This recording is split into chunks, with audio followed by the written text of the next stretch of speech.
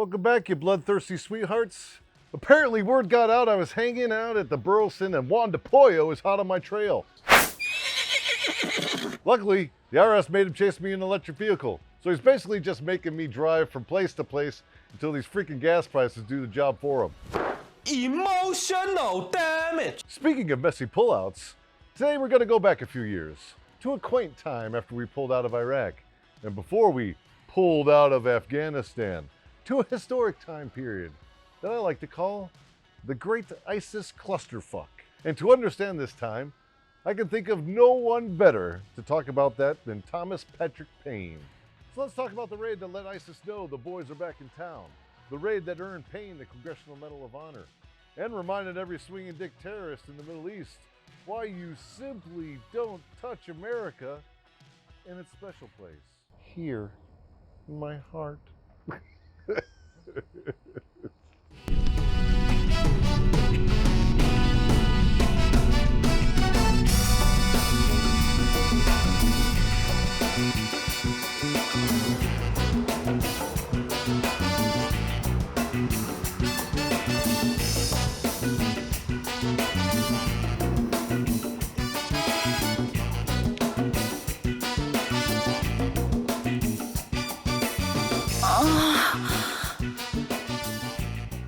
So, it's 2015, and for about a year, we got to see the so-called Islamic State rampage all over the Middle East. It was a brutal time, and I mean hardcore, south of the border brutal. The ISIS marketing scheme went like this.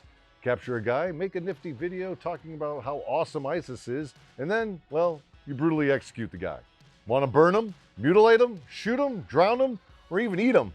Boy, did the caliphate have a place for you. It worked.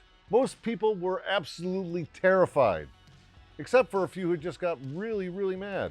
I mean, after years and years of losing American lives and limbs in Iraq, you'd think America would just get over it, letting it fall to a bunch of goat-fucking jihadis. But nope, as it turns out, we took it super fucking personal. So, after sending our allies every damn piece of gear that went bang and boom, we started sending over guys like Thomas Payne. And that's all I need to tell myself every time I need to feel better. By mid-October, Payne was an assistant team leader, deployed to Iraq in support of Operation Inherent Resolve. At a certain point, his team gets credible intel that another massacre of hostages is about to take place. The difference? Well, we knew exactly where these hostages were. Payne's team and Kurdish partners loaded into helicopters. They had the intel, they had the training and the gear. By the time Payne hit the ground on the night of the raid, the fighting was already well underway, and the clock was ticking. He maneuvered his Kurdish partners to the first building, while every chai boy in the same zip code decided tonight was the night to meet Allah. Now, a quick aside about hostage rescue. One of the greatest assets you have are shock and awe. You want to be in and out so fast no one can react. And two, after the element of surprise is gone, every single second puts you at a disadvantage and gives the enemy a chance to get their shit together. Every decision could mean a disoriented hostage walking right into the line of fire. One screw up under fire and there's a pile of dead hostages and operators. There's a reason we have Delta and Navy SEALs, folks. And by this point in the story, every ISIS guard had already been alerted. And were super duper mad about having to put their nutsack baby powder protein shakes down. So, we're off to the races. Delta cut the inner compound lock and burst through the interior compound door. Payne came face to face with a bunch of scared shitless hostages.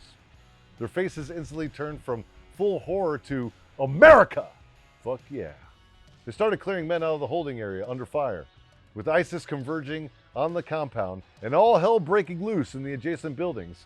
Well, Delta and their Kurdish commando partners said, "Fuck all that noise, we're getting these guys out tonight." The main batch of hostages were in a building already on fire after multiple suicide bombers set themselves off in an effort to collapse the structure with American forces inside. Most of you haven't been in a burning building. It sucks. Oh my God! Okay, it's happening. Everybody stay calm. What's the procedure, everyone? What's the procedure? Stay calm! Wait. Often, the first sign of carbon dioxide poisoning is nothing, or you fall over like a daisy in the breeze, never to get up. And now, Payne is going in using nothing but adrenaline and his massive hog, which acted as a second pair of lungs.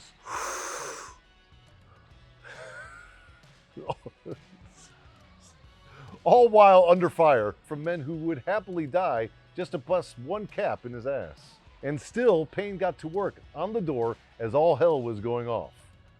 Men were fighting and dying all around him as he realized, oh shit, the store isn't going down. So Payne runs the fuck outside, gets some oxygen in his lungs and a pair of bolt cutters, and heads back inside.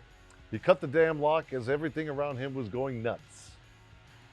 There was shooting, yelling, and the occasional suicide vest going off. But that didn't stop Payne. Nope. He busts in, announces, "America is home!"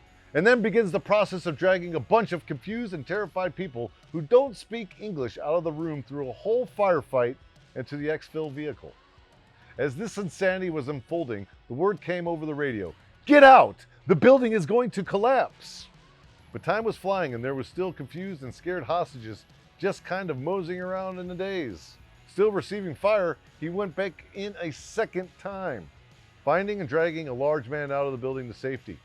Finally, after Payne entered and exited the building a third time to make sure everybody was out, he gave the last man call so the task force could prepare for extraction. He'd been one of the first men into the compound, the last guy out of the burning building, and the last man on board the extraction chopper.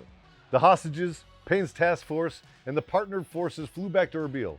They had just taken part in one of the largest successful hostage rescues in history. And for his actions that day, then Sergeant First Class Thomas Payne would be recommended for the Medal of Honor. And by the way, like most shit that happens on the ground, we had to abbreviate and generally cut out huge chunks of what happened in order to keep the story concise. But if you ever have a chance, you really ought to research some of the stuff our special operations community did during Inherent Resolve. Not all heroes wear capes. Some wear plate carriers and have massive dongs. And for that, we salute Sergeant Major Thomas Patrick Payne. Well, Juan El Pollo's probably all charged up. I got a full tank of gas. Let's see how far he can go.